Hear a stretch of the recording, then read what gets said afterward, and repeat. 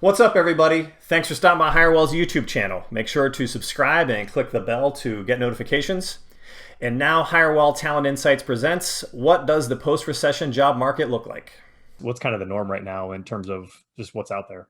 It's interesting. Like from a candidate perspective, they're either, super interested in making a move and actively interviewing. And if they are, they're typically interviewing at, 3, 4, 5 places because they can, that availability is there.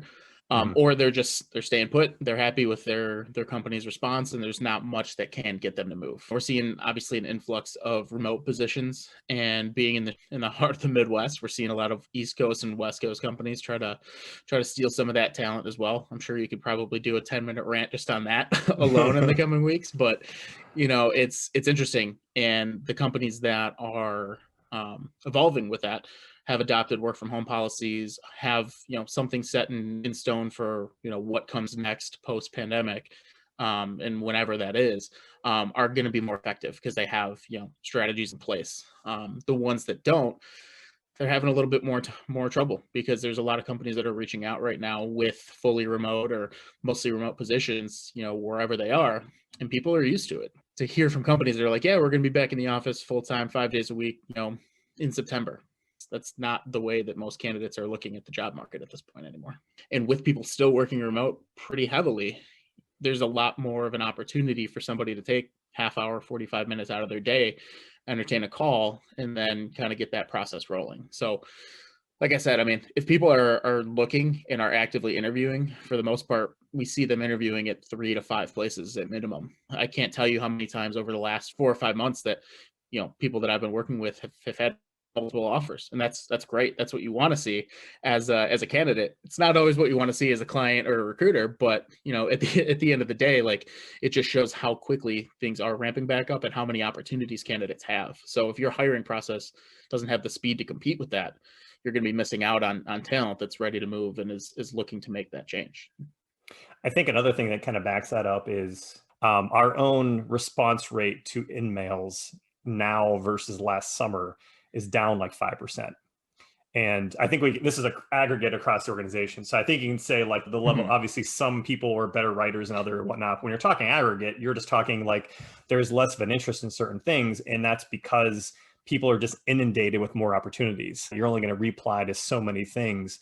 And when you see like an overall kind of response rate go down, it's not because people aren't interested in moving. It's because there's that many more things out there that it's just that much more competitive, which I thought was just kind of an interesting point. What about assessments, whether they're personality assessments or cognitive assessments? Are you seeing any change in how candidates are viewing those with the demand, what it is right now? We see kind of a mix, and especially on our team in marketing, there's kind of 3. There's your personality, your cognitive, and then like actual work that's like putting together a case study or something like that. And I think across the board, candidates tend to understand them, but because they have so many opportunities in front of them, like I've had people just flat out say, you know what, if they want me to put this kind of time into it, like it's not something that I'm interested in right now. I've got 4 or 5 other things going on that, I'll prioritize over this. And if it comes back to it and, I need to sink some time into it, sure. But candidates right now, they have so many things on their plate. If the process is more streamlined, they tend to respond or react better to it. Are you seeing people who have gaps from last year have a more difficult time right now? Or is it really the case where everyone kind of writes off the last year when they look at candidates? I don't think I've seen clients kick back on why has this person been out of work for the last year. The thing that I have seen is, why is this person looking already after taking a new job in August? So that's been like the biggest flux, where we've had to walk clients through, like, this person took a job because they were impacted by COVID, and it's fine. They're in a good spot, but in reality, they'd rather be doing X, Y, and Z and be working for a different company or a company that they believe more in, where they might have taken a job during a pandemic. They're looking for a career. Companies right now that aren't changing what they've done over the last year and a half and are trying to revert back to what it was in 2019, they're going to be a step behind. And it's just because other companies have evolved and have changed how things have gone, and have allowed candidates to, or allow their employees to be a little bit more mobile. And I think if you're going to revert back to the 5-day a week in the office sort of mentality, you're going to be missing out on talent that is going to be looking for something like they're accustomed to over the last year. It's extremely cutthroat right now from the standpoint of either you're a company that's hiring and you're hiring successfully, or you're losing employees because people are hiring from you. And that's just the reality of it.